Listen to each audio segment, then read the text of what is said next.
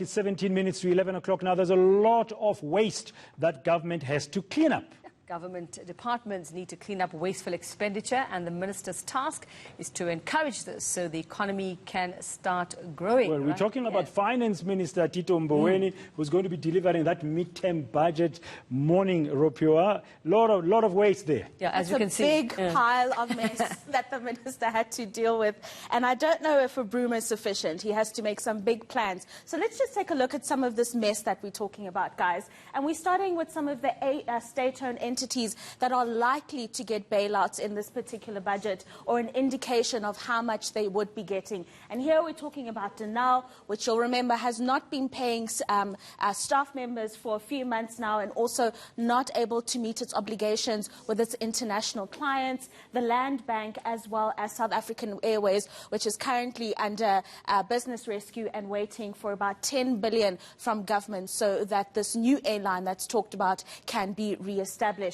Some of the other mess that we're looking at here, these are the economic projections that government is having to deal with.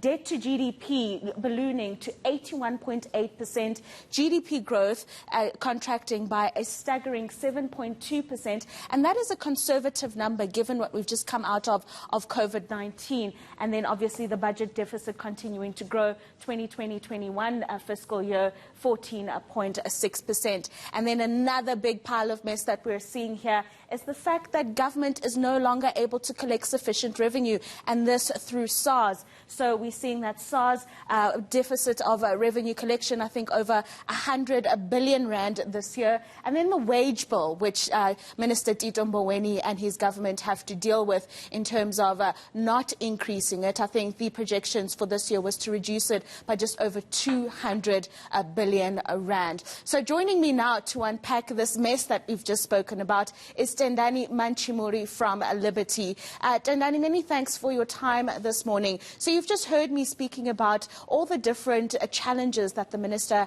has to deal with when he's addressing us via the budget this afternoon. But I think one of the most important questions to ask is, how does he deal with the current mess that he has in terms of SOEs, the wage bill, and things like that, given what we've seen with COVID-19? I think the minister has a very difficult task, Rofhiwa. Good morning, and thank you for having me. You quite correctly pointed out that it is a mess, and is somebody that has to walk a tightrope in terms of what he can and cannot do. So my concern about the numbers, you mentioned that we are going to have a contraction of GDP in 2020, forecasted to improve in 2021. However, the improvement does not mean that real output itself compared to, say, 2019 would have changed. So these problems are going to continue going forward.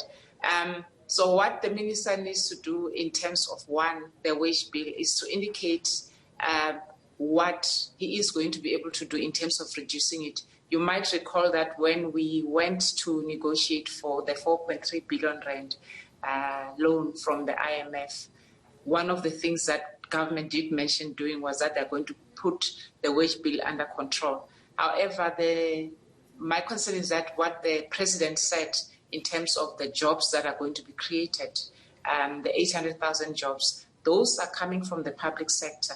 And to me, that is a pity, because it really adds to the government expenditure and not doing what a lot of economists have been saying, to say the best thing the government could have done in terms of creating jobs, those jobs, was to enable the private sector to do better than it's doing now. The second one, you talk about the SOEs in terms of the mess that are in.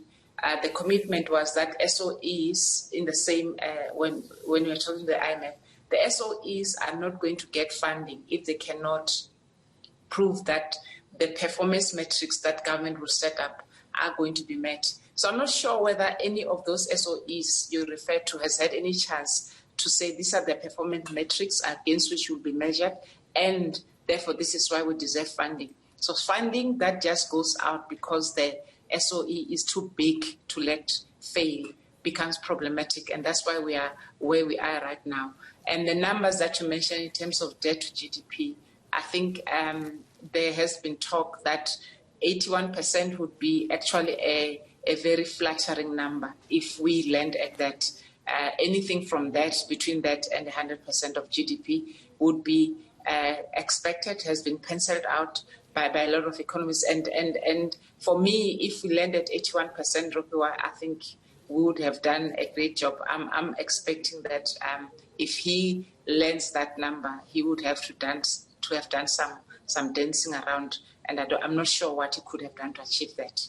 I mean, it's both scary and interesting that you'd say 81 is a great move if that is where we are in terms of that figure. But another important point, it's not just about the wage bill and collections. The other important thing, rather, what I'm trying to say, is collections from SARS. There's been talk around him hinting at increasing tax for consumers.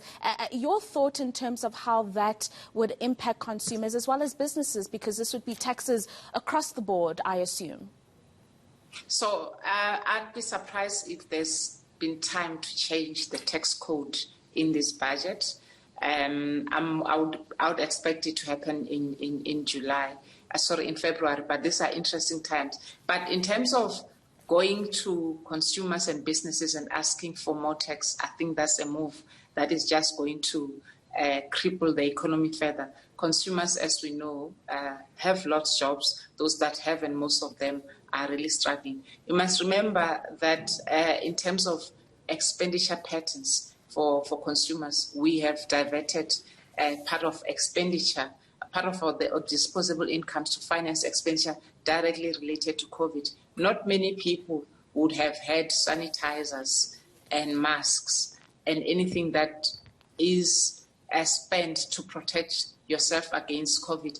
They wouldn't have that as part of their budget at the beginning of the year. Without salaries increasing, without incomes increasing, when you have these expenditures that are health related that were not there previously, you certainly do not have room for those consumers to afford more tax. The businesses themselves, I mean, we already have one of the highest tax rates globally. To expect them to cough up more to fund government expenditure without restructuring the economy meaningfully and releasing some of the savings that could release is not something that is going to bode well for business and consumer confidence. You must remember that if both these do not increase significantly, you're not going to see a significant change in terms of output going to 2020. Businesses are not investing now because confidence is low. Go ahead and add more to their tax burden. I think that confidence is going to be dimmed significantly. Right, and while we talk about adding to the economy in terms of revenue, he also has to think about the fact that we've got these grants and COVID grants that had to be established to deal with that mess. How does he then navigate around that? So the grants themselves, you know, that are just going to add to the bill, the spending bill that government has. It's not as if we have reserved some funds to fund those. But those were necessary, and they are still necessary to protect the most vulnerable South Africans from the ravages of COVID. So he is going to do that. And for me, that's quite important to say. Any and everything that he has to do to support the economy talks to adding to government spending. None of the initiatives that they've mentioned are going to add to revenue or the economy growing. I was encouraged when I looked at the intentions of the infrastructure spend, the intentions of what they're going to do in terms of industrialization, as well as energy supply, in terms of government partnering with the private sector to stabilize our energy supply. Those are things that if spending increase in those areas and the execution of those plans are going to add to the economy growing and enable government to fund those vulnerable South Africans. But right now, there isn't any concrete plans on how he's going to execute against those initiatives that add to growth. Just that we know that he's going to increase spending to support people, which is all good. But I worry that if we don't see a commensurate increase in revenue generating expenditure, that we're going to head towards stormy waters. Stormy waters indeed. Tendani Matshimuli, many thanks for your time this morning. She's an economist at Liberty. Yuveka Bradan, if I can get rid of this mess, please. I'm sure our Minister Tito and his team can try their very best as well. Yeah. I mean, you did a good job cleaning up the mess from your apartment there. I'm sure Pick It Up will be very proud of your efforts this morning. Thank you very much. But it's a very serious issue in terms of how he's going to really be navigating all of that. So much is messy at the moment when it comes to the country's finances. Good luck to Mr. Tito Mboweni. We'll find out this afternoon. Yeah, you can't please everyone. That's what he's going to have to remember. Now.